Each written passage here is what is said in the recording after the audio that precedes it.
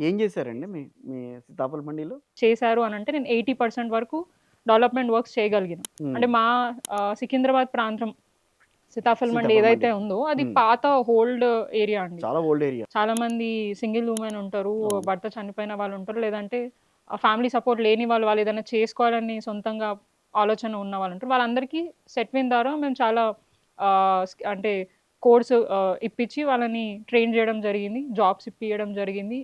Business పెట్టియడం జరిగింది.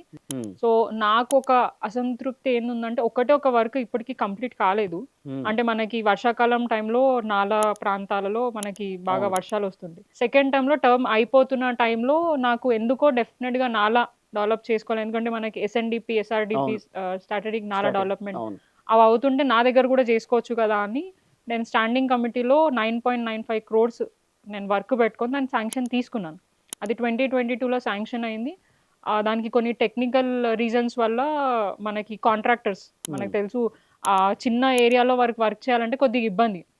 నాలాల పైననే ఇల్లులు ఉండడము, వర్కింగ్ స్పేస్ లేకపోవడం చాలామంది కాంట్రాక్టర్స్ వచ్చి వెనకకి వెళ్ళిపోవడం జరిగింది.